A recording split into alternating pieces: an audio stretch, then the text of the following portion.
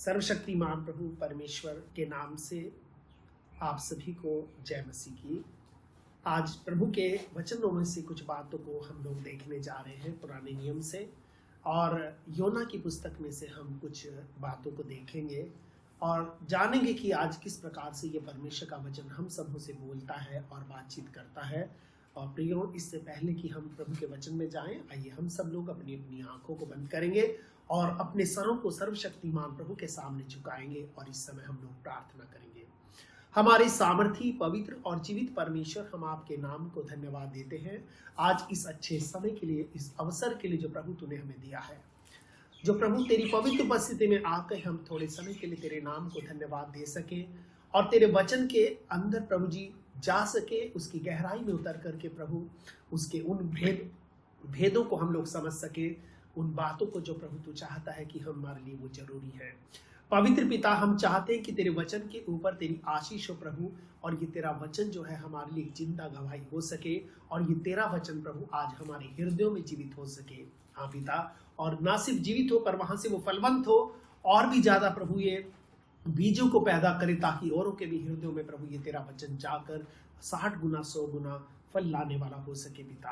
हाँ प्रभु, अपने वचन को आशीषित कर और सब बातों को तेरे हाथ में सौंपते हैं। हर एक भाई बहन, बच्चा, बुजुर्ग जो भी आज इस तेरे वचन को देख रहा है, सुन रहा है, जान रहा है प्रभु, उन सबों के हृदयों में प्रभु आप इस वचन के बीज को बोए और उन सबों को आप आशीषित करें। धन्यवाद देते हैं क्योंकि आपने प्रार्थना को सुना है, और धन्यवाद के साथ ही प्रार्थना हम अपने उद्धारकर्ता, मुक्तिदाता प्रभु यीशु के पवित्र नाम से मांगते हैं। इसे सुने और ग्रहण करें, और हम सब जो लोग प्रभु के हैं मिल करके कहेंगे आमीन।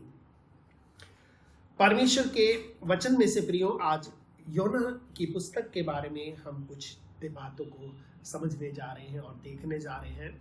और मेरी ये प्रार्थना है कि जब आप इस वचनों को पढ़ेंगे और इस किताब को हम लोग खत्म कर लेंगे, तो मेरी आप सबों के लिए ये विनती है, परमेश्वर से ये प्रार्थना है कि आप योना के समान एक कबूतर, योना का हिंदी में मतलब होता है कबूतर, ठीक है। और ये जो कबूतर है, ये कबूतर दो तरह के कबूतर होते हैं, आपने देखा होगा। दो तरह के, एक तो होता है पिजन जिसको बोलते हैं, एक होता है डव। तो ये जो डव होता है, ये व्हाइट कलर का जो कबूतर होता है उसको हम लोग कहते हैं, ठीक है। और ये जो व्हाइट कलर का जो कबूतर होता है, ये एक प्रकार से शुद्धता का, पवित्रता का, व्हाइट कलर जो है एक सिंबल होता है, एक प्रतीक होता है। और कबूतर का काम होता है संदेश को इस स्थान से उस स्थान तक ले जाना, और यही काम जो है एक कबूतर का होता है। और हम सब जो लोग हैं वो प्रभु के पवित्र लोग हैं, और ये वचन और ये जो पुस्तक है आज हम सब लोगों के जीवन में इस प्रकार से कार्य कर सके कि परमेश्वर के संदेश को आज हम सब लोग भी उस स्थान तक प्रभु ले जा सके जहां पर आज तेरे वचन को पहुंचने के लिए तेरी योजना है। पवित्र परमेश्वर हमारे जीवनों में इस वचन के बाद ऐसा करे कि प्रभु की योजना में हम शामिल हो सकें और उस जगह तक प्रभु के वचन की आशीष को हम दे सके जिस जगह तक प्रभु उस वचन की आशीष को देने के लिए हमें दुनिया में भेजता है। और इसलिए आइए इस पुस्तक को जब हम पढ़ते हैं, कुछ खास चीजें हैं जो मैं इस पुस्तक में से आपके लिए बताऊंगा। इस पुस्तक में एक व्यक्ति है जिसका नाम योना है। ये योना परमेश्वर का एक दास है। बाइबल हमें ऐसा बताती है कि बाइबल के अंदर दो तरह के प्रॉफिट हुए हैं, दो तरह के भविष्यवक्ता हुए हैं। कुछ मेजर प्रॉफिट हुए हैं, कुछ बड़े भविष्यवक्ता जैसे, और कुछ माइनर प्रॉफिट हुए हैं, कुछ थोड़े छोटे भविष्यवक्ता। कुछ भविष्यवक्ता ऐसे हुए हैं जिनको परमेश्वर ने बहुत लंबा इस्तेमाल किया है। कुछ भविष्यवक्ता ऐसे हुए हैं जिन्होंने या जिनको परमेश्वर ने थोड़े समय के लिए इस्तेमाल किया है। और योना जो भविष्यवक्ता है, ये भी एक ऐसा भविष्यवक्ता है। हालांकि ये पुस्तक छोटी है, पर ये बहुत महत्वपूर्ण संदेश है जो आज ये पुस्तक हम सब लोगों तक पहुंचाना चाहती है। इसलिए हम चाहेंगे इस वचन में से जो है, हम सबसे पहले एक वचन को पढ़ेंगे पहले अध्याय में से। इसमें लिखा है कि यहोवा का ये वचन अमीते के पुत्र योना के पास पहुंचा कि उठकर उस बड़े नगर नीनवे को जा और उसके विरुद्ध प्रचार कर, क्योंकि उसकी बुराई मेरी दृष्टि में बढ़ गई है। परमेश्वर यहाँ पर एक आज्ञा देता है, और किसको आज्ञा देता है उसका नाम ही नहीं, लेकिन उसके पिता का नाम भी लिखा हुआ है, ठीक है। उसका नाम ही नहीं लेकिन उसके पिता का नाम भी लिखा हुआ है, और ये इसलिए लिखा है ताकि परमेश्वर को मालूम है कि जिसे मुझे भेजना है उसका बैकग्राउंड क्या है, किस घर से वो व्यक्ति आएगा, किस घर से वो व्यक्ति चुना जाएगा। इसलिए परमेश्वर ने नीनवे के लिए इसको चुना, और वहां पर उसको एक बात बता रहा है कि उठकर उस बड़े नगर नीनवे को जा और उसके विरुद्ध प्रचार कर, क्योंकि उसकी बुराई मेरी दृष्टि में बढ़ गई है। प्रियो, आज परमेश्वर भी हमको कई बार ऐसे स्थानों पर भेजता है जहां पर परमेश्वर चाहता है कि लोगों के जीवन वहां पर बदले, लोगों के आदतें बदले, लोगों के स्वभाव बदले, और लोग जो है शैतान की दुनिया में से निकल करके परमेश्वर की आशीषों में सहभागी हो सके और वो परमेश्वर के राज्य में शामिल हो सके। जिस तरह से दुनिया में शैतान अपने राज्य को बढ़ा रहा है, बिल्कुल उसी तरह से परमेश्वर की भी इच्छा है कि उसका भी राज्य बढ़े। क्योंकि जब हम प्रभु की प्रार्थना करते हैं तो उसमें हम ये कहते हैं कि हे हमारे स्वर्गीय पिता, तू जो स्वर्ग में है, तेरा राज्य आए और तेरी मर्जी जैसे स्वर्ग में पूरी होती है वैसे ही पृथ्वी पर भी पूरी हो। इसका मतलब यह है कि प्रभु की इच्छा जो है वो पृथ्वी पर भी पूरी होना और स्वर्ग पर भी पूरी होना, ये परमेश्वर का विजन है, उसका एक दर्शन है अपने उन लोगों के लिए जो परमेश्वर के ऊपर विश्वास करने वाले लोग हैं। यहाँ इस वचन के अंदर हम इस बात को पढ़ते हैं कि ये वचन जो है एक परमेश्वर के जन के पास पहुंचा जिसका नाम योना था। लेकिन बाइबल ऐसा बताती है कि उसने परमेश्वर के वचन को ना मानकर, तीसरा वचन कहता है, परंतु योना यहोवा के सन्मुख से तरशीश को भाग जाने के लिए उठा। लेकिन परमेश्वर कहाँ उसके लिए उसको उठा रहा था? दूसरा वचन कहता है कि उठकर उस बड़े नगर नीनवे को जा। लेकिन ये उठ करके कहाँ चला गया? परमेश्वर के उस जगह को छोड़कर ये उल्टी डायरेक्शन में चला गया। कहाँ? तरशीश को चला गया। और तरशीश क्या है? नीनवे क्या है? नीनवे एक ऐसी जगह है जहां पर बहुत लोग पापी लोग रहते हैं। नीनवे एक ऐसी जगह है जहां पर सारी की सारी जो लोग हैं ये परमेश्वर से दूर चले गए हैं, परमेश्वर के खिलाफ हो गए हैं। और ये जो नीनवे की जो अब जनरेशन आई है ये अपने सर्वशक्तिमान परमेश्वर को भूल गई है। तो परमेश्वर अपने आप को रिमाइंड कराने के लिए, अपने वचन को इनको रिमाइंड कराने के लिए इस व्यक्ति को चुनता है और इसको एक ही असाइनमेंट देता है, काम देता है कि उठकर तुझे क्या करना है, नीनवे को नगर को जा, क्योंकि उनकी बुराई मेरी दृष्टि में बढ़ गई है। लेकिन यहाँ पर लिखा है कि योना जो है उस दिशा में जाने के बजाय उल्टी दिशा में चला गया। तो यहाँ पर मैं आपको ये बताना चाहता हूँ, इस पूरी योना की पुस्तक के अंदर 4 अध्याय हैं। अगर हम बहुत गौर से इसकी स्टडी करेंगे तो हम ये बात को पढ़ेंगे कि पहले अध्याय में योना क्या करता है, परमेश्वर से दूर भागता है, और दूसरे अध्याय में परमेश्वर के ये करीब आता है, और तीसरे अध्याय में ये परमेश्वर के साथ चलता है, और चौथे अध्याय में ये परमेश्वर से भी आगे चलना शुरू कर देता है। तो यहाँ पर एक सवाल है कि वो परमेश्वर की बात को क्यों नहीं माना? क्या वो एक अच्छा प्रभु का दास नहीं था? जी नहीं, ऐसा नहीं। वो प्रभु का एक अच्छा दास था। क्या वो उस काम को करने के लिए सक्षम नहीं था? जी हाँ, उस काम करने के लिए सक्षम था। तभी तो परमेश्वर ने उसको ये असाइनमेंट दिया कि ये काम तुझे करना है। लेकिन वचन में ऐसा लिखा है कि वो याफा नगर को जाकर तरशीश जाने वाला एक जहाज उसने ले लिया और भाड़ा देकर उस पर चढ़ा गया कि उसके साथ यहोवा के सन्मुख से तरशीश को चला जाए। तो प्रियो, परमेश्वर कई बार कुछ काम हमारे जीवन में हमें करने के लिए बोलता है। परमेश्वर की कुछ चीजें होती हैं जो हमारी जिम्मेदारी होती है, वो हमें करना होता है। लेकिन उन कामों को हम कई बार नहीं करते, और उन कामों को हम इसलिए नहीं करते क्योंकि कई बार हमारी पर्सनैलिटी पे फर्क पड़ सकता है। हम सोचते हैं कि इस कोढ़ी के साथ हम अगर गले में हाथ डाल के चलेंगे तो लोग क्या कहेंगे।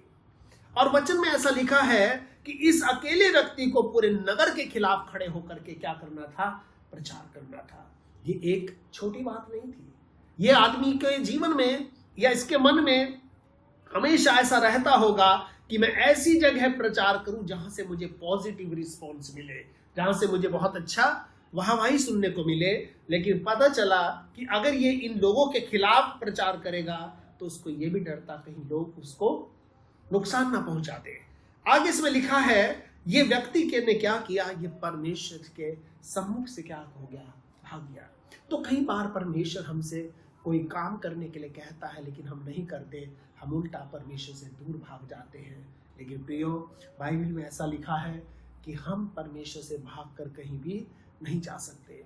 परमेश्वर हमें अपने पास लाने के लिए, या परमेश्वर हमें कोई जो काम हमें उसने असाइन किया गया है वो हमसे ही कराने के लिए कुछ भी तरीका अपना सकता है, और किसी भी हद तक परमेश्वर जो है हमें वापस लाने के लिए जा सकता है। आगे इसमें हम पढ़ते हैं, तब यहोवा ने समुद्र में एक प्रचंड आंधी चलाई और समुद्र में बड़ी आंधी उठी, यहाँ तक जहाज टूटने पर था।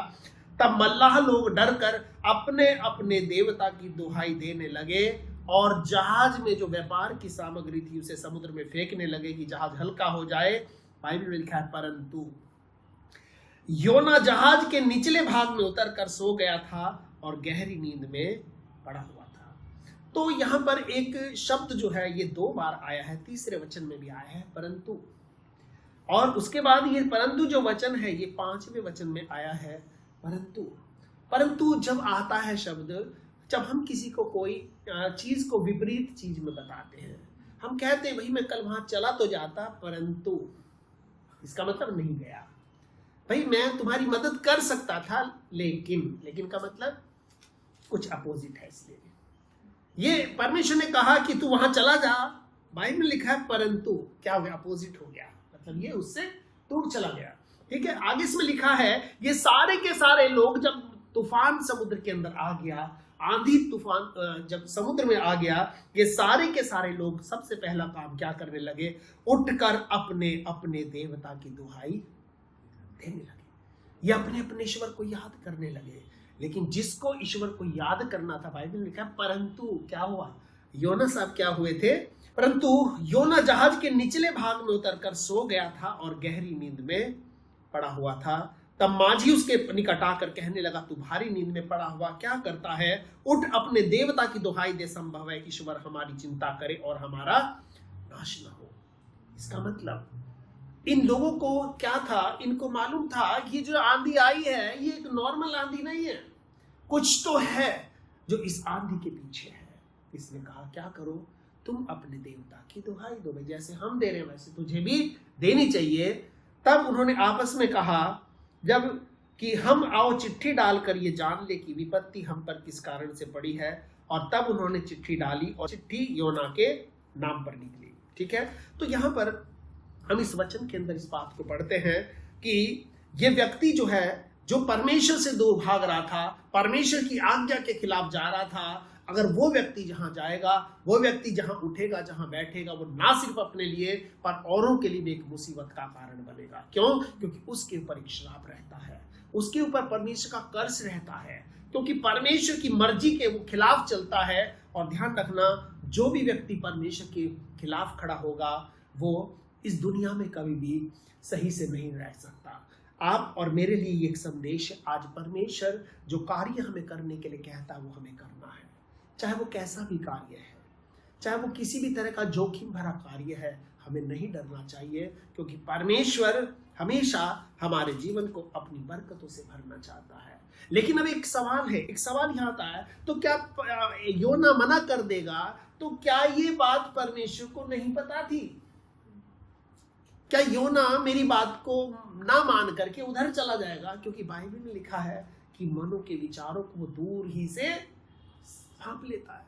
लेकिन यहाँ पर क्या है, यहाँ पर जो भी कुछ हो रहा है ये परमेश्वर की मर्जी से हो रहा है। उसका रीजन क्या है, आगे पढ़ करके हमें पता चलेगा कि जब चिट्ठी योना के नाम पर लिखी तो उन्होंने कहा कि हाँ हमें बता ये विपत्ति किस कारण से हम पर पड़ी है, तेरा उधम क्या है, तू कहां से आया है, तू किस देश का, तू किस जाति का है। और उसने कहा मैं इब्री हूं, यानी कि मैं इस्राएली हूं। और क्या हुआ, स्वर्ग का परमेश्वर यहोवा जिसने जल और थल दोनों को बनाया उसी का भय मानता हूं। और 10 वचन कहता है कि वो सारे के सारे क्या हो गए, बहुत ही डर गए और कहने लगे तूने ये क्या किया है। वे जान गए कि ये यहोवा के सम्मुख से भाग कर आया है, क्योंकि उसने उनको अपने आप ही ये सब बातें बता दिया था। अब उन्होंने एक सवाल किया, भाई एक बात बताओ, क्योंकि इस्राएल के परमेश्वर की जो ख्याति थी, इस्राएल के परमेश्वर के जो चर्चे थे, उसकी जो कहानियां थी, उसकी जो कथाएं थी, वो दूर दूर के आसपास के लोगों को सबको मालूम थी कि इस्राएल का परमेश्वर कितना महान है। इसलिए ये सोच कर भैया ये तो सर्वशक्तिमान परमेश्वर का जन है और वहां से उससे छुप करके भागा हुआ है, जो छुप करके भागा हुआ है।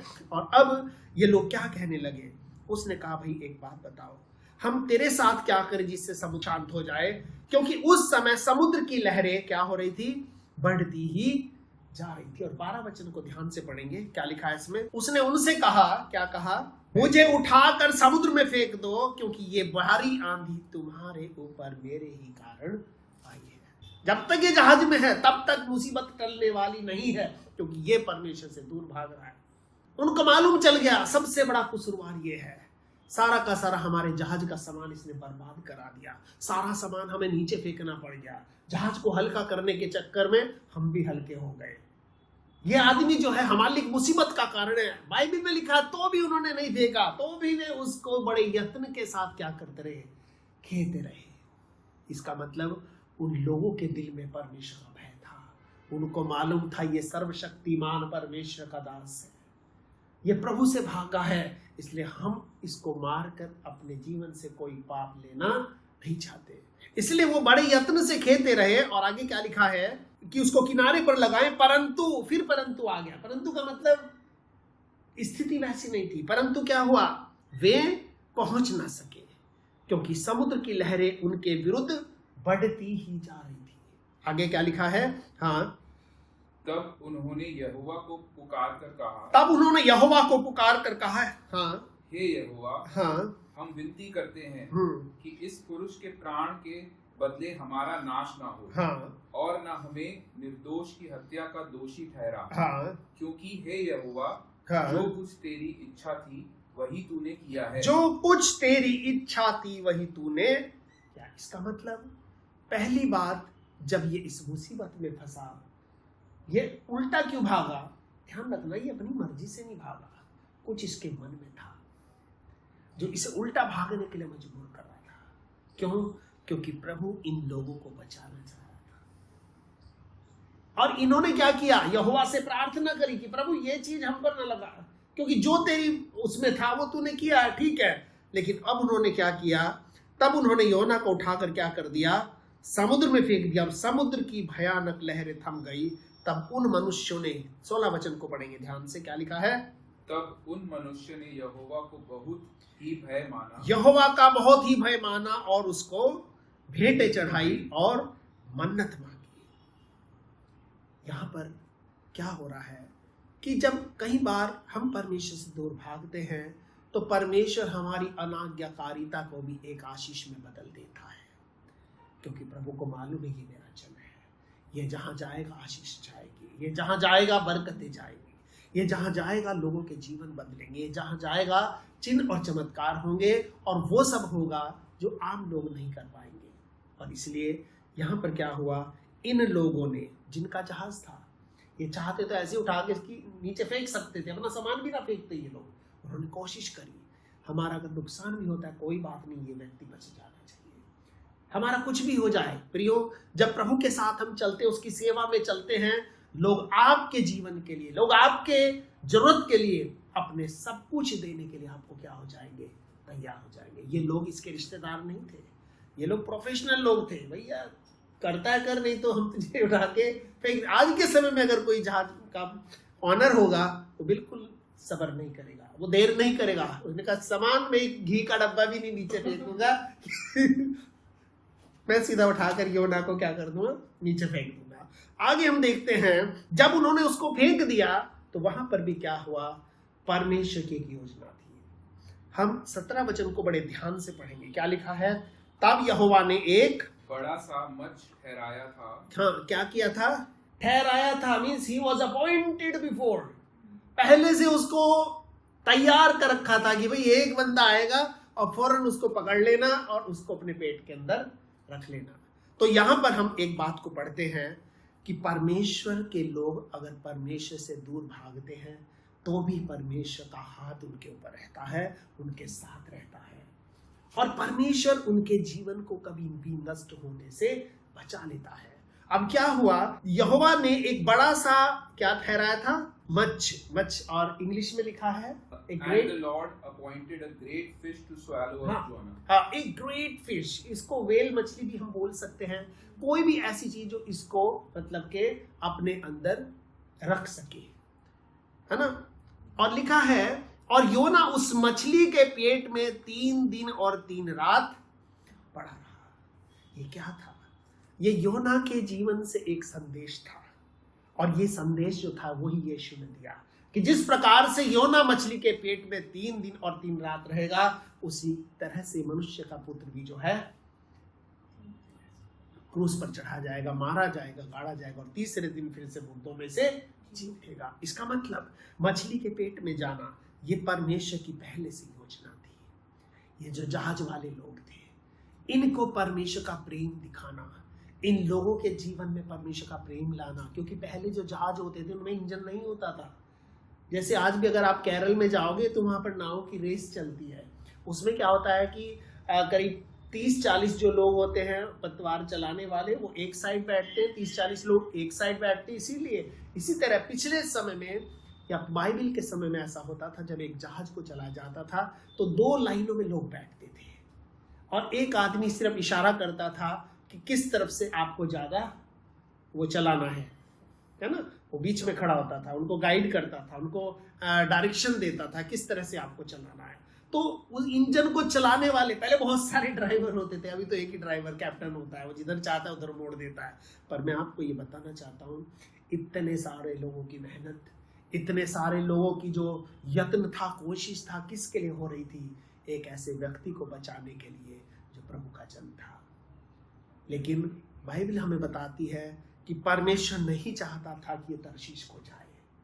परमेश्वर नहीं चाहता था कि ये ऐसी योजना में जाए जो मेरी योजना से बाहर है। तो परमेश्वर इसको अपनी योजना में लाने के लिए क्या किया? एक मगरमच्छ को पहले से क्या कर दिया था?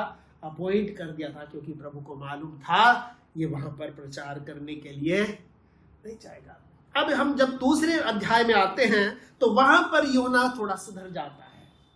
अब ये योना जब सुधर जाता है थोड़ा सा, तो अब ये क्या करता है? अब ये प्रार्थना करने लगता है।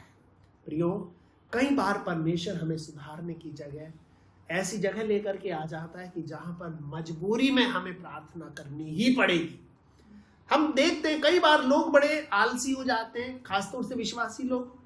आज दूसरे धर्मों के लोग देखो, 4 बजे अपने बिस्तर छोड़ के नंगे पैर खड़े होकर के अपना देवी देवता को जल चढ़ाते, कोई कुछ करता है, अलग अलग अपना वो काम करते हैं, पर वो अपने टाइम के पाबंद होते हैं, क्योंकि वो अपने देवता से डरते हैं। लेकिन हम लोग अपने परमेश्वर से नहीं डरते। हम सोचते हैं हमारा परमेश्वर दयालु है, हमारा परमेश्वर कृपालु है, हमारा परमेश्वर क्षमा करने वाला है, वो हमसे पैसे भी नहीं मांगता है, वो कोई फल भी हमसे नहीं मांगता है, दुनिया की चीजों की भी उसको जरूरत नहीं है, इसलिए शायद हमारी भी अब उसको जरूरत नहीं है। लेकिन परमेश्वर के वचन में हम इस बात को पढ़ते हैं कि अब ये व्यक्ति क्या हुआ? अब ये थोड़ा सा लाइन में आया था। अब इस व्यक्ति ने क्या किया? ये उठ गया और वहां से इसने यहोवा से प्रार्थना करी। और ये पूरा अध्याय जब हम है इसको देखते हैं कि इसने परमेश्वर से प्रार्थना करी, ठीक है। तो इसको प्रार्थना करनी चाहिए थी। इससे पहले किसने प्रार्थना करी? उन लोगों ने प्रार्थना करी जो गैर कौम के लोग थे, जिसको बचाना चाहते थे। तो परमेश्वर की योजना थी कि ये व्यक्ति जो है इस स्थान में जाए, इस परिस्थिति में पड़े। और जब परमेश्वर ने इसकी प्रार्थना सुन ली, 10 वचन में 2 अध्याय की ये लिखा है कि तब यहोवा ने मच्छ को आज्ञा दी, यानी कि उस बड़ी मछली को आज्ञा दिया, और उसने ये योना को स्थल पर उगल दिया। कहाँ उगल दिया? एक जगह पर, जो टापू था या जो भी वो जगह थी, जो समुद्र से बाहर वाली जगह थी, वहां पर उसको क्या कर दिया? उगल दिया। अब क्या हुआ? अब ये परेशानी में जाकर, पीड़ा में जाकर, अब ये समझदार हो गया। कई बार हम लोग भी जो हैं प्रभु के साथ रहते हैं, सब कुछ चलते रहते हैं, लेकिन कई बार हम लोग सुस्त होने लग जाते हैं, प्रभु से दूर होने लग जाते हैं, प्रभु को कई बार हम हल्के में लेने लग जाते हैं। हम सोचते हैं चलो चलता है ना, आज नहीं दुआ करेंगे, आज चर्च में नहीं जाएंगे, आज ये नहीं करेंगे, आज वो नहीं करेंगे। हम कई बार ऐसे धीरे धीरे करके परमेश्वर से दूर हो जाते हैं। लेकिन प्रियो, परमेश्वर हमें रास्ते पर कैसे लाना है ये वो जानता है। ये व्यक्ति जो है परमेश्वर से दूर था, अब ये क्या हो गया? ये परमेश्वर के पास में आ गया। आपको मालूम होगा आज चर्च की दीवारें इतनी सुंदर प्रार्थनाएं नहीं सुनती, जितनी सुंदर प्रार्थनाएं आज अस्पतालों की दीवारें सुनती हैं, जितनी सुंदर प्रार्थनाएं आज जेल की कोठरियां सुनती हैं, जितनी सुंदर प्रार्थनाएं आज बिस्तर, जो बीमारियों के बिस्तर हैं, वहां पड़े लोगों की सुनते हैं। प्रियो, हम ये सोच करके प्रार्थना परमेश्वर से कहें कि प्रभु हम बहुत अच्छे हैं क्योंकि आज हम आजाद हैं। जेल के अंदर आप जाओगे, उन लोगों के मन से पूछोगे, उन लोगों का मन और हृदय अंदर से रोता है क्योंकि वो बंद है। वो बाहर की दुनिया देखना चाहते हैं, वो देखना चाहते हैं कि हमारे मोहल्ले की वो जो गली थी उसका कलर अभी ऐसा ही है क्या, वो पुरानी सड़क जो बनी हुई थी क्या वो अभी भी ऐसी है, उसका मकान का जो वो काम चल रहा था वो भी पूरा हुआ या नहीं हुआ। लोग देखने के लिए तरस जाते हैं। बीमारियों पर पड़े हुए लोग जो हैं अपने शरीर को इसलिए तरस जाते हैं कि प्रभु हम ठीक होंगे भी या नहीं होंगे। इसलिए ऐसे स्थानों पर जो दुआएं होती हैं, ये परमेश्वर उनकी दुआएं, मतलब उनके दिल से ऐसी दुआएं, काश ऐसी दुआएं, काश वो चर्च की दीवारें सुना देते, तो आज इस स्थिति में वो कभी नहीं आने पाते। हम लोग क्या करते हैं, जब मुसीबत पे पड़ जाते हैं, परेशानी में पड़ जाते हैं, तब जाकर हमारे हृदय से ये क्या निकलती हैं, दुआएं निकलती हैं। और बाइबल में अब हम देखते हैं 3रा अध्याय जब आता है तो वहां पर क्या है, तब यहोवा का ये वचन उठकर उसके पास पहुंचा, फिर वही वचन कि उठकर उस बड़े नगर नीनिवे को जा और जो बात मैं तुझसे कहूंगा उसका वहां पर क्या कर, प्रचार कर। और प्रचार क्या कर, बहुत बड़ा 40 मिनट का प्रचार इसको नहीं करना था, 50 मिनट का नहीं करना था, 1 घंटे का नहीं करना था, 1 दिन का नहीं करना था, एक लाइन इसको बोलनी थी। और वो लाइन क्या बोलनी थी, 4थे वचन में लिखा है। क्या लिखा है, 3रे का 4था वचन जी। योना ने नगर में प्रवेश करके 1 दिन की यात्रा पूरी की। योना ने नगर में प्रवेश करके 1 दिन की यात्रा पूरी करी और यह प्रचार करता गया। हाँ, क्या प्रचार करता गया, अब से 40 दिन के बीतने पर निनवे उलट दिया जाएगा। अब से 40 दिन के बीतने पर निनवे उलट दिया जाएगा। हाँ, तब निनवे के मनुष्य ने परमेश्वर के वचन की प्रतीति की। हाँ, और उपवास का प्रचार किया गया और बड़े से लेकर छोटे तक सबों ने टाट ओढ़ा। और 6ठा वचन कहता है, जब ये समाचार नीनवे के राजा के कान में पहुंचा तो उसने सिंहासन पर से उठ राजकोष वस्त्र फाड़ कर उतार कर टाट ओढ़ लिया और राख पर बैठ गया और राजा के प्रधानों से सम्मति लेकर नीनवे में इस आज्ञा का ढिंडोरा पिटवाया, क्या मनुष्य, क्या पशु, क्या बैल, क्या भेड़, क्या बकरी या कोई भी पशु जो भी कुछ है वो कुछ ना खाए ना पिए। और लिखा है, मनुष्य और पशु दोनों टाट ओढ़े और वे परमेश्वर की दोहाई चिल्ला चिल्ला कर दे, अपने कुमार्ग से फिरे और उस उपद्रव से जो वो करते हैं क्या करें, पश्चाताप करें। और लिखा है, संभव है, इट इज पॉसिबल। क्या पॉसिबल, कि परमेश्वर दया करे और अपनी इच्छा को बदल दे, उसका भड़का हुआ क्रोध शांत हो जाए और हम क्या हो, नष्ट होने से बच जाए। इसका मतलब प्रचार को करने की देर थी, मनों को बदलने की देर परमेश्वर की थी। अब सवाल यह है कि योना क्यों प्रचार नहीं किया, योना ने क्यों प्रचार नहीं किया। आगे एक वचन हम इसमें पढ़ते हैं कि 10 वचन को थोड़ा सा पढ़ देंगे। जब परमेश्वर ने उनके कामों को देखा, जब परमेश्वर ने उनके कामों को देखा कि वो कुमार्ग से फिर रहे हैं जी, तब परमेश्वर ने अपनी इच्छा बदल दी। और तब परमेश्वर ने क्या किया, अपनी इच्छा बदल दी और उनकी जो हानि करने की ठानी थी, और जो उनकी हानि करने को ठानी थी उसको नहीं किया। अब क्या हुआ, तो इस बात से भाई बेचारे बच गए, उनका जीवन बच गया, तो योना को तो खुश हो जाना चाहिए था, है ना। प्रभु कितना अच्छा है। अब आगे क्या हुआ, 4थे अध्याय का पहला वचन पढ़ेंगे। क्या लिखा है, यह बात योना को बहुत ही बुरी लगी। हाँ, ये बात अभी ही रुकेंगे थोड़ा। तो सारा चीजों का जो सार था, योना परमेश्वर से दूर क्यों भागा था, वो इसीलिए भागा था, उसको मालूम था कि मैं तो जाके प्रचार करूंगा कि वे पास्टर योना आए हैं और ये भविष्यवाणी करके गए हैं और कल को तो भैया वो काम करेगा नहीं और लोग फिर आगे से मेरा घुसना भी उस देश के अंदर क्या कर देंगे, क्या देंगे, झूठा पादरी आ गया, झूठी भविष्यवाणी करके चला गया। इसलिए योना परमेश्वर के वचन को नीनिवे में लेकर नहीं जा रहा था। योना का कारण यही था कि वो परमेश्वर से दूर भाग रहा था। हालांकि उसके नाम का ही मतलब क्या था, कबूतर था, डव था, जिसका मतलब ही था परमेश्वर के संदेश को इधर से उधर ले जाना। हम देखते हैं कि जो पहले जमाने में, पहले समय में संदेश जो देने का मुख्य एक स्रोत या साधन हुआ करता तो कबूतर हुआ करते थे। उनकी चोंच में एक लेटर लिखकर या उनके गले में बांध देते थे, तो वो छोटी सी दूर से दूर ट्रैवल करके वो ट्रेंड होते थे उस काम के लिए, तो उनको संदेश को पहुंचा दिया जाता था। इसलिए योना जो था ये एकमात्र ऐसा सोर्स था जो परमेश्वर के हाथ में था, परमेश्वर का था, और परमेश्वर का पत्र इसको दे करके आना था। उस पत्र में चाहे मौत की खबर थी, उस पत्र में चाहे शादी की खबर थी। ठीक है, आज हमारे जीवन में या हमारे मन में परमेश्वर अगर कोई संदेश देता है, परमेश्वर कोई अगर किसी को बोलने के लिए कुछ कहता है, चाहे वो संदेश अच्छा हो या वो संदेश बुरा हो, हमें परमेश्वर की आज्ञा को मानकर वो संदेश उस तक पहुंचाना है।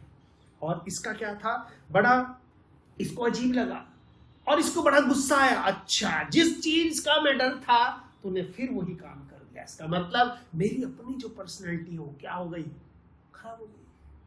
अभी भैया इतने दिन पहले तो भी एक आदमी आया था, अब वो बोल करके गया 40 दिन बीतने पर नींद में पलट दिया जाएगा, 40 दिन बीतने पर नींद में पलट दिया जाएगा, है ना, कि लोग अब जहां मुझे देखेंगे कहेंगे यही है वो आदमी।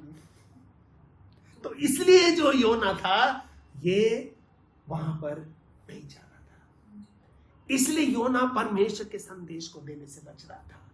कई बार हम ऐसी जगह प्रभु के संदेश को देना बहुत पसंद करते हैं जहां हमारी पर्सनैलिटी में थोड़ा निखार आता है, जहां लोग हमें वाह वाह करते हैं, जहां लोग हमारा सम्मान करते हैं, जहां लोगों के फेवर में हमें प्रचार करना पड़ता है। लेकिन बाइबल में लिखा है यहाँ इसको इस पूरे के पूरे नगर के क्या करना था, खिलाफ प्रचार करना था। इस नगर में कितने लोग रहते थे पता है आपको?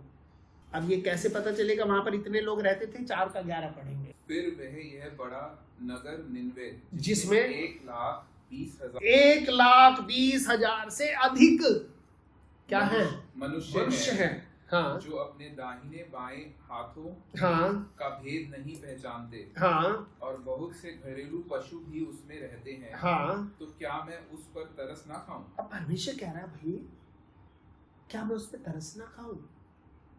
ये कहानी जो है मैं आपको बताया 3रे अध्याय में सीधा हो गया, ये परमेश्वर के साथ साथ चलने लगा, ईमानदार हो गया। क्यों? परेशानी आके गुजरी थी। और इसी तरह जब कई बार हमारे जीवन में परेशानी आके गुजरती है, बहुत सीधे हो जाते हैं, टाइम पे चल जाते हैं, टाइम पे दुआ करते हैं, टाइम पे सारे काम करते हैं, खुदा से भी डरते हैं, उसके वचन को भी पढ़ते हैं, दूसरों को भी बताते हैं। लेकिन जैसे जैसे हम थोड़ा आगे बढ़ते जाते हैं, इसलिए यही हाल इसराइलियों के साथ होता था। इसराइल के देश को परमेश्वर इतनी आशीष देता था कि उनको कई बार 7 साल तक उनको अन्न बोने की भी जरूरत नहीं पड़ती थी, इतनी धन धान्य उनके खेतों में से आ जाता था। जैसे बाइबल में एक उदाहरण है, एक धनवान व्यक्ति ने कहा कि प्रभु मेरे पास बहुत वर्षों के लिए बड़ी धन दौलत रखा है, इसलिए मैं अपने प्राण से कहूंगा कि खा पी और ऐश कर, मैं अपनी बखारियों को तोड़ के बड़ी बड़ी बनाऊंगा, यानी कि अपने स्टोर हाउसेस, वेयर हाउसेस को बहुत बड़े बड़े बनाऊंगा, और अपने प्राण से कहूंगा तेरे पास बहुत वर्षों के लिए बहुत कुछ रखा है, इसलिए अब सोचता है कि अब रेस्ट का टाइम है। लेकिन प्रियो, हम सब लोगों को प्रभु कितनी भी आशीष दे, प्रभु कई बार हमें उन आशीषों को नहीं देता जिसको से पता चल जाता है कि भैया ये आज थोड़ा आ तो रहा है, कल कोई भाग जाएगा, इसलिए प्रभु आशीष हमें कभी भी नहीं देगा। यहां पर प्रभु के वचन में अब हम पढ़ते हैं, ये बात योना को क्या हुआ, बहुत बुरी लगी और उसका क्रोध भड़क गया, अभी नाराज हो गया, है ना। दूसरे शब्दों में एक हिब्रू में ओरिजिनल जो शब्द आया है उसमें आ गया, अब ये परमेश्वर से मतलब कि जैसे हमारे यहाँ एक वर्ड आता है ना, मुंह चढ़ा लिया, है ना, कि भाई उसने तो मेरे हाथ से मुंह चढ़ा रखा, मतलब मेरे से बात नहीं कर रहा ठीक से। जैसे कुछ लोग ये शो करते हैं ना, मैं तुमसे नाराज हूं, तो उसकी जो एक्टिंग होती है, तो वहां पर ये शब्द है, पर उसका यहाँ पे कोई अच्छा मतलब मैं नहीं जानता, पर यहाँ लिखा है ये बात योना को बहुत बुरी लगी और उसका क्रोध क्या हो गया, भड़क गया। उसने यहोवा से ये कहकर प्रार्थना करी, है यहोवा अब मैं अपने देश में था, क्या मैं यही बात नहीं कहता था, इस कारण से मैंने तेरी आज्ञा सुनते ही तरशीश को भाग जाने के लिए फुर्ती करी, क्योंकि मुझे मालूम था तो बिल्कुल मारेगा नहीं लोगों को, तू दया करने वाला परमेश्वर है। क्योंकि मैं जानता था, क्या जानता था, कि तू अनुग्रहकारी, तू दयालु परमेश्वर, और तू विलंब से क्रोध करने वाला, करुणा निधान और दुख देकर प्रसन्न नहीं होता। इसलिए अब हे यहोवा तू एक काम कर, मेरा प्राण ले ले। अब मेरे लिए बेइज्जत होकर के जिंदा रहना मुश्किल है, क्योंकि जो भी देखेगा एकदम उंगली उठा के घर, यार यही तो था, भी 40 दिन पहले बोल के गया था, है नींद में पलट दिया जाएगा, झूठा आदमी है ना। मतलब अब उसको क्या थी, अपने सम्मान की चिंता थी। और वो कह रहा है क्योंकि मेरे लिए जीवित रहने से मर जाना ही भला है। यहोवा ने कहा कि तेरा क्रोध जो भड़का है क्या वो उचित है? परमेश्वर कह रहा है तू क्या सोच रहा है, क्या ये अच्छी बात है?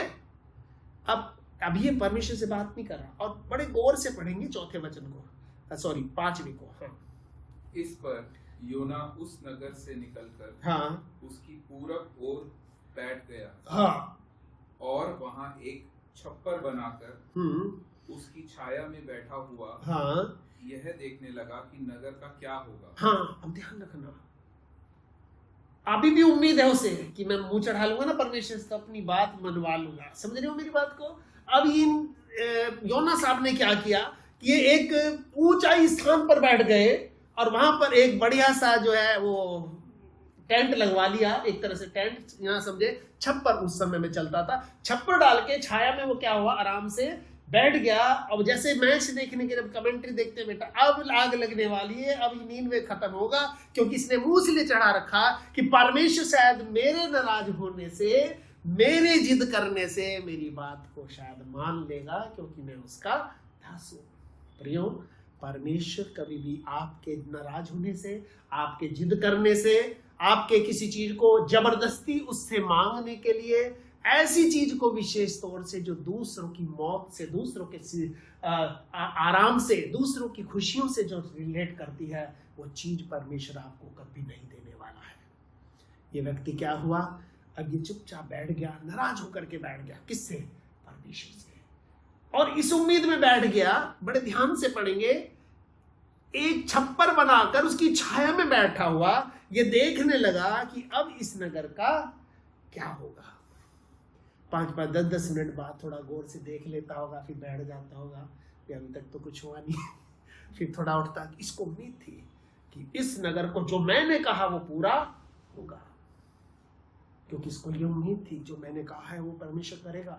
हाँ, जो हम कहते हैं परमेश्वर वो करता है, अगर वो काम किसी के भलाई के लिए होता है, वो किसी के फायदे के लिए, किसी को जीवन देने के लिए, किसी को बरकत देने के लिए होता है, अगर वो काम किसी के विनाश को देखने के लिए, किसी की बर्बादी को देखने के लिए, किसी को परेशान हालत में देखने के लिए होता है, तो वो काम कभी परमेश्वर नहीं करता। आज दुनिया में बहुत लोग ऐसे हैं, बहुत सारे लोग तांत्रिकों के पास जाते हैं, बहुत सारे लोग जो अशुद्ध आत्मा का जो उल्टे सीधे काम करते हैं उनके पास जाते हैं। वो चाहते हैं कि मेरा शत्रु नाश हो जाए, वो ये चाहते हैं कि मेरा दुश्मन का काम खराब हो जाए, वो ये चाहते हैं कि जो हम चाहते हैं दूसरे के जीवन में वैसा हो जाए।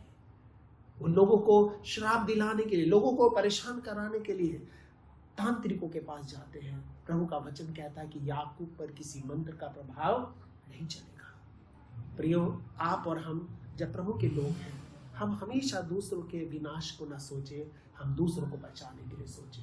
हम वो लोग हैं जो जीवन देने के लिए बुलाए गए हैं, हम वो लोग हैं जिनको पहले जीवन दिया गया है, ताकि इस जीवन में से वो नदियां, जो प्रभु ने कहा है कि जो मुझ पर विश्वास करेगा उसके हृदय में से जीवन के जल की नदियां बह निकलेंगी। उन नदियों के द्वारा, उस जीवन के जल के द्वारा हम दूसरे लोगों को जीवन दे सके और उनको प्रभु के चरणों में हम लोग लेकर के आ सके।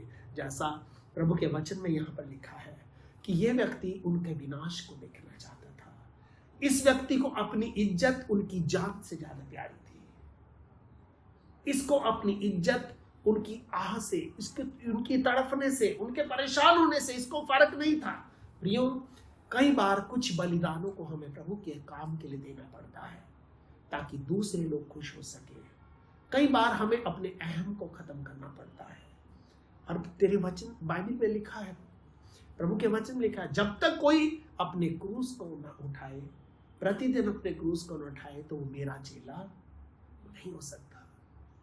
हम एक भजन भी गाते हैं, गर यीशु को अपना कहना, जैसे कांटों की राह पे चलना और सच्चे मसीही बनना, संग क्रूस पे उसके मरना।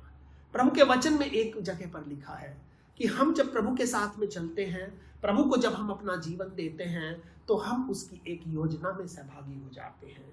और वो योजना हम सबों के लिए अलग अलग है। क्योंकि बाइबल में लिखा है कि मुझे मालूम है मैं तुम्हारे लिए मेरे क्या प्लान्स हैं। हम सबके जीवन में परमेश्वर ने अलग अलग प्लान्स को दी, योजनाएं दिया है, और उन योजनाओं को हमें अपने जीवन के द्वारा पूरी करना है। इसमें चाहे हमें सम्मान मिले या अपमान मिले, क्योंकि जब क्रूस उठाने की बात होती है, क्रूस 4 चीज को दिखाता है। सबसे पहली बात तो वो मौत को दिखाता है। यीशु ने कहा मरने तक विश्वास योग्य रहे तो मैं तुझे जीवन का मुकुट दूंगा। क्रूस का उठाना एक सफर को दिखाता है, जो कठिन सफर है, जो जमीन से कहां पहाड़ी की तरफ बढ़ रहा है। पैदल तो आप कितना दूर चल लेंगे, लेकिन पहाड़ी का जो सफर होगा वो वही चल पाएगा जिसके पैरों में जान होगी। तीसरी बात जो है, क्रूस का सफर शर्मिंदगी को दिखाता है। क्रूस का सफर शर्मिंदगी को दिखाता है। और चौथी बात जो है, क्रूस का जो सफर है वो आखिर में मौत के ऊपर विजय को दिखाता है। और बाइबल में लिखा है हम सब लोग जिन्होंने प्रभु को ग्रहण किया है उन्होंने अपने आप को क्या कर दिया, क्रूस पर चढ़ा दिया है। हम जितनों ने भी मसीह में बपतिस्मा लिया है उसकी मृत्यु का हमने बपतिस्मा लिया है। हमारा पुराना मनुष्य तो उसके साथ क्रूस पर चढ़ा गया है। लेकिन कई बार कुछ लोग बपतिस्मा तो लेते हैं, लेकिन उनका पुराना मनुष्य तो अभी भी जिंदा रहता है। और हम सब लोगों को इस योना के समान, क्योंकि योना के अंदर अभी पुराना मनुष्य तो था, इसको अपनी पर्सनैलिटी की चिंता थी, इसको अपनी इज्जत की चिंता थी, इसको अपने सम्मान की चिंता थी, लेकिन इसको परमेश्वर के वचन की, उसके आदेश की चिंता नहीं थी। जिस काम के लिए प्रभु ने इसको चुना था, अपने पास बुलाया था। और आगे हम इस वचन में देखते हैं, वो ये कहता है अब हे यहोवा मेरा प्राण ले ले, क्योंकि अब मेरे जीवित रहने से मर जाना ही भला है। नाराज होकर ये बैठा हुआ योना अभी भी अपने दिल में एक उम्मीद को रख रहा था कि शायद परमेश्वर जब मैं जिद करूंगा तो मान जाएगा। हो सकता है परमेश्वर अभी 2 मिनट में पूरे नगर को क्या कर दे, खत्म कर दे। और अगर परमेश्वर ऐसा करेगा तो मेरे दिल में क्या, जान में क्या आ जाएगी, जान आ जाएगी। ये तो बिल्कुल वैसे हो गया जैसे शैतान के लोग समझते हैं। हम अपने शत्रु को दुखी देख करके बड़े खुश होते हैं। दुनिया के लोग, कोई किसी के ऊपर कुछ करता है, कोई किसी के ऊपर कुछ करता है, वो इसलिए तांत्रिकों के पास जाते हैं ताकि वो अपने शत्रु को परेशान देख सके, क्योंकि उनको परेशान देख करके उनको अच्छा लगता है। प्रियो, परमेश्वर हमारा ऐसा है जो दुख देने से कभी प्रसन्न नहीं होता। दूसरा वचन कहता है 4 अध्याय का कि परमेश्वर दुख देने से प्रसन्न नहीं होता, क्योंकि पूरी की पूरी सृष्टि परमेश्वर की रचना है। आप और हम भी परमेश्वर के हाथों की रचना है। और आगे इस वचन के अंदर क्या हुआ कि 6ठे वचन में परमेश्वर वहां पर उसको एक सबक सिखाता है। परमेश्वर उसके दिल से बात करता है, परमेश्वर उसको कुछ सिखाना चाहता, समझाना चाहता है। और 4 अध्याय के 6ठा वचन में वो कहता है तब यहोवा परमेश्वर ने क्या किया, रेंड का एक पेड़ उगाकर ऐसा बढ़ाया कि योना के सिर पर छाया हो, जिससे उसका दुख तो तेरे सिर में छाया की क्या जरूरत है भाई? क्यों बैठा है यहाँ धूप में? पागल है क्या? धूप में इसलिए बैठा है ताकि वो उनके विनाश को देख सके।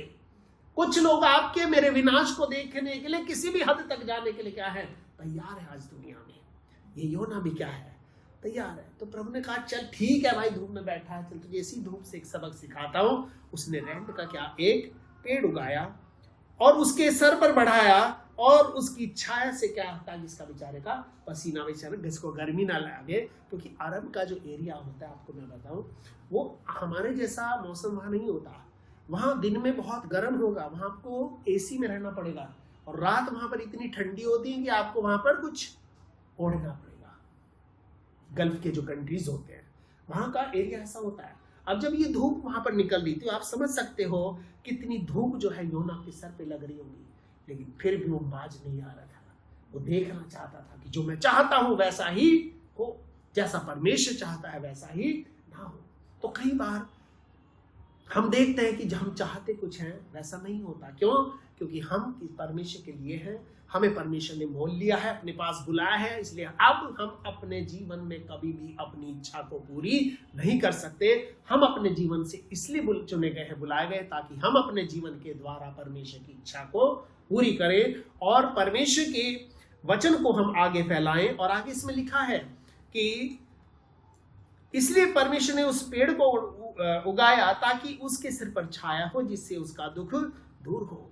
इसका मतलब परमेश्वर ने देखा बेचारा कितना पसीने में बैठा है, परेशानी में बैठा, धूप में चढ़ करके बैठा, वो भी पहाड़ की चोटी में, ताकि उनके विनाश को ऊपर से देख सके।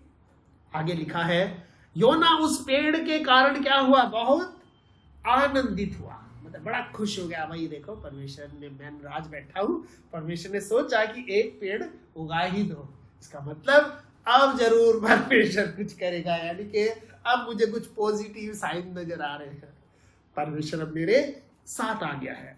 और आगे इसमें लिखा है तब परमेश्वर ने क्या किया, जब शाम हो गई तब परमेश्वर ने कीड़े को भेजा, और कीड़े को भेजकर क्या किया, जिसने रेंड के पेड़ को ऐसा काटा कि वो क्या हो गया, सूख गया। और जब सूरज उगा तब परमेश्वर ने पुरवाई चलाई और बहाकर लू चलाई, और धूप फिर से योना के सिर पर ऐसी लगी कि वो मूर्छित होने लगा। इसका मतलब टेम्परेचर बहुत ज्यादा था। पहले मूर्छित क्यों नहीं हो रहा था, इस बार की धूप में क्यों मूर्छित हो गया, क्योंकि पहले वो गुस्से में बैठा था, इसलिए उसको बाहर का एटमॉस्फेयर नजर नहीं आ रहा था। अब क्या हुआ, अब ये उम्मीद में बैठा था कि जो मैंने कहा वो प्रभु ने शायद कर दिया है, क्योंकि शायद परमेश्वर ने मेरे लिए एक छाया का इंतजाम किया। इसका मतलब प्रभु जरूर मेरे काम को करने वाला है। तो प्रियो, यहाँ प्रभु का वचन हमें बताता है, फिर उसने ये कहकर मौत मांगी कि मेरे लिए जीवित रहने से मर जाना ही अच्छा है। अब और इसे गुस्सा आ गया। आगे वो कहने लगा, परमेश्वर ने योना से कहा कि तेरा क्रोध जो इस रेंड के पेड़ के कारण भड़का है, क्या वो उचित है? जिस रेंड के पेड़ को तूने ना तो लगाया, ना उसके लिए तूने परिश्रम किया, और वो एक रात में हुआ और एक ही रात में नष्ट हो गया, उस पर भी तुझे तरस आ रहा है। आगे परमेश्वर कहता है, फिर ये बड़ा नगर नीनवे, जिसमें 1,20,000 से अधिक मनुष्य हैं, जो अपने दाहिने बाइने हाथों का भेद नहीं जानते, और बहुत से घरेलू पशु भी उसमें रहते हैं, क्या मैं उस पर तरस ना खाऊं? ये एक शिक्षा है। कई बार हम चाहते हैं कि जो चीज हमारे पास है वो कितने भी खराब है, हम उसके ऊपर चाहते हैं हम इसको सेव करें, अपने पास संभाल करके रखें, लेकिन कई बार हम दूसरों की चीजों को सोचते हैं ये तो कूड़ा है। ये अपने जीवन को बहुत अच्छा मान रहा था, लेकिन इन 1,20,000 लोगों के जीवन को ये कूड़ा समझ रहा था। तो प्रियो, यहाँ पर 4थे अध्याय में हम देखते हैं कि योना परमेश्वर से भी आगे भागने लगता है, परमेश्वर से भी आगे भागने लगता है। तो प्रियो, ना तो हमें परमेश्वर के पीछे भागना, ना हम उसके आगे भागना, हमें हमेशा अपने जीवन में परमेश्वर के साथ चलना है। और बाइबल में लिखा है कि जितने भी लोग परमेश्वर के साथ साथ चले वो जीवित उठा लिए गए। हनोक परमेश्वर के साथ चलता था और बाइबल बताती है कि परमेश्वर ने उसको उठा लिया। यीशु परमेश्वर के साथ चलता था और परमेश्वर ने उसको उठा लिया। एलिया परमेश्वर के साथ चलता था, परमेश्वर ने उसको उठा लिया। इसलिए यहाँ इस वचन से हम इस बात को पढ़ते हैं कि आज हम जैसे भी हैं, जो भी हैं, जिस भी हालत में है, अगर आज परमेश्वर का कोई वचन, परमेश्वर का कोई कार्य आज हमें सौंपा गया है, आज वो वचन हम तक आया है, तो हमारी ये नैतिक जिम्मेदारी है कि परमेश्वर की इच्छा को हम अपने जीवन से पूरा करें। हो सकता है परमेश्वर के काम को करने के लिए कई बार हमारी मान को थोड़ा ठेस पहुंच सकती है, हमारे सम्मान को ठेस पहुंच सकती है, हो सकता है कई बार हमारे फाइनेंस को थोड़ा नुकसान हो सकता है, हो सकता है कई बार उसके लिए हमें अपनी पर्सनल कोई चीज को यूज करना पड़ जाए, हो सकता है हमें अपने घर को यूज करना पड़ जाए, हमें अपने खाने को 2 लोगों को खिलाने के लिए यूज करना पड़ जाए, बहुत सारी चीजों को हो सकता है हमें यूज करना पड़ जाए, लेकिन उस बात के लिए हम कभी भी परमेश्वर से दूर ना जाएं। हम एक बात को ध्यान रखें, अगर प्रभु ने हमें चुना है, अपनाया है, तो परमेश्वर हमें किसी भी जगह से भी खींच करके फिर से वापस ले आने वाला परमेश्वर है, क्योंकि उसको मालूम है कि हमें किस प्रकार से अपने पास लौटा करके वो फिर से लेकर के आएगा। प्रियो, आज हम सब लोग जब इस वचन को हमने सुना है, इस योना की पुस्तक ही हमें एक संदेश देता है। आज हम सब लोग विश्वासी लोग परमेश्वर के संदेशवाहक हैं, हम परमेश्वर के वचन के प्रचार करने के लिए बुलाए गए हैं। प्रभु ने हमें कहा कि तुम जाओ, सारी सृष्टि के लोगों को सुसमाचार प्रचार करो, जो विश्वास करे और बपतिस्मा ले उसी का उद्धार होगा, परंतु जो विश्वास नहीं करेगा वो दोषी ठहराया जाएगा। यीशु मसीह ने अपने चेलों को ये नहीं कहा कि तुम कोई दूसरा काम करो, उसने ये कहा कि तुम्हें मेरे वचन को क्या करना है, प्रचार करना है। हम सब लोग प्रभु के लोग हैं, अपने काम को भी हमें करना है जो दुनिया में हमें मिला है, उसके साथ जो समय हमें प्रभु देता है, जो आज्ञा प्रभु हमें देता है, उसकी आज्ञा को मानकर हमें आज हर परिस्थिति में उसकी सेवा को करने के लिए तैयार रहना है और खरे वचन को, खरी शिक्षा को लेकर के प्रभु के हमें आगे बढ़ना है। किसी को बुरा लगे या भला लगे, हो सकता है उस जगह हमारी पर्सनैलिटी का सवाल हो सकता है उस जगह पर हमारे मान सम्मान आदर का सम्मान हो, हमारे लिए हो सकता है कोई जोखिम ऐसा हो जिसमें हमारा फाइनेंस लॉस हो सकता है, बहुत सारी चीजें ऐसी हो सकती हैं। लेकिन प्रियो, मैं इस वचन के माध्यम से ये आपको बताना चाहता हूँ, हम कभी भी परमेश्वर के कार्य से, जो कार्य उसने हमें सौंपा है अपने सुसमाचार का, हम कभी भी पीछे ना हटे। बाइबल में लिखा है कि खेत तो पक चुके हैं लेकिन मजदूर थोड़े हैं, इसलिए हमें मिलकर के उस खेत के स्वामी से विनती करनी है ताकि वो और भी मजदूरों को खेत में भेजे, ताकि हम पूले उसके खत्तों में जमा कर सके और परमेश्वर की आशीष को लोगों तक पहुंचा सके। और परमेश्वर इस वचन के द्वारा हम सबों को आशीष दे। आइए हम सब लोग अपनी आंखों को बंद करेंगे और हम इस समय प्रार्थना करेंगे। प्रियो, परमेश्वर के इस वचन को, जिसका पुस्तक का नाम है योना, अभी हमने देखा है कि योना का जो पुस्तक है ये 4 अध्यायों में है और पहले अध्याय में किस प्रकार से ये योना परमेश्वर से दूर भागता है और वो हर व्यक्ति जो परमेश्वर से दूर भागता है, दूसरा अध्याय हमें बताता है कि किस प्रकार से फिर परमेश्वर उसको लौटा करके अपने साथ वापस लाता है, और तीसरा अध्याय हमें बताता है कि फिर ये योना परमेश्वर के साथ साथ चलने लगता है। और जब हम लौट करके खोए हुए, जब हम लौट कर दोबारा प्रभु के पास आते हैं, हम बहुत अच्छे से प्रभु के साथ चलते हैं, लेकिन कई बार हमारे मन की इच्छा के ना होने से, हमारे मन के अनुसार सेवा में ना होने से, हमारे मन के हिसाब से परमेश्वर के कार्य ना करने से हम कई बार परमेश्वर से भी आगे भागने लगते हैं। तो प्रियो, हमें हमेशा परमेश्वर के साथ चलना है, उसके वचन को मानना है, उसके वचन को पढ़ना है, और जो भी कुछ उसने संदेश आज आपके मेरे हाथ में ये दिया है, और ये संदेश ये है कि मन फिराओ क्योंकि स्वर्ग का राज्य निकट है। ये हमें हर एक लोगों तक इस वचन को पहुंचाना है, क्योंकि प्रभु जी आपका वचन कहता है कि ये संदेश जो है एक सुसमाचार है, और ये सुसमाचार हमारे लिए ताकत है, जिस ताकत को पिता परमेश्वर हमें तेरी ताकत बनकर लोगों तक पहुंचना है, और ये अपने वचन को प्रभु तू सिद्ध करने के लिए, पूरा करने के लिए विश्वास योग्य है। और इसलिए प्रभु तेरे वचन के अंदर हम पढ़ते हैं, जब जो पौलुस है अपने चेले को तीमुथियुस को पत्र लिखता है, तो वो ये कहता है कि तू वचन को प्रचार कर, समय और ऐसे में तैयार रहे, क्योंकि ऐसा समय आएगा कि लोग खरा उपदेश न सह सकेंगे, पर अपने कानों की खुजली के अनुसार अपने लिए बहुत तेरे उपदेशक बटोर लेंगे। और प्रभु, जिस प्रकार से आज दुनिया में बहुत प्रकार के ऐसे उपदेशकों को आज लोगों ने बटोर करके रखा है, जो उनकी मर्जी के हिसाब से वचन बताते हैं, जो उनके मन को खुश करने वाली चीजें बताते हैं, जो कभी भी उनको ये नहीं बताते कि प्रभु के साथ चलने में दुख भी मिलेंगे। वो हमेशा ये बताते प्रभु के साथ चलने में सुख मिलेगा, लेकिन प्रभु खुशी मिले या गम तेरे पीछे चलेंगे हम। ऐसी भावना के साथ हम तेरे साथ चलने वाले विश्वासी बन सके, ताकि तेरी आज्ञा को मान करके प्रभु इस योना की पुस्तक की तरह प्रभु हम अपने जीवन को तुझसे दूर ना ले जाकर, लेकिन तेरे साथ में चल सके, और लोगों के जीवनों को प्रभु इस धधकती हुई नरक की आग से हम लोग बचा सके, और तेरे स्वर्ग के राज्य में लाकर प्रभु तेरे उन खत्तों में, तेरी उन स्टोर हाउसेस में प्रभु हम लोगों को जमा कर सके। ऐसी हम सबों को तो आशीष दे। धन्यवाद देते हैं क्योंकि आपने हमारी प्रार्थना को सुना है, और धन्यवाद के साथ ये प्रार्थना हम अपने उद्धारकर्ता मुक्तिदाता प्रभु यीशु के पवित्र नाम से मांगते हैं, इसे सुने और ग्रहण करें, और हम सब जो लोग प्रभु के हैं मिलकर के कहेंगे आमीन।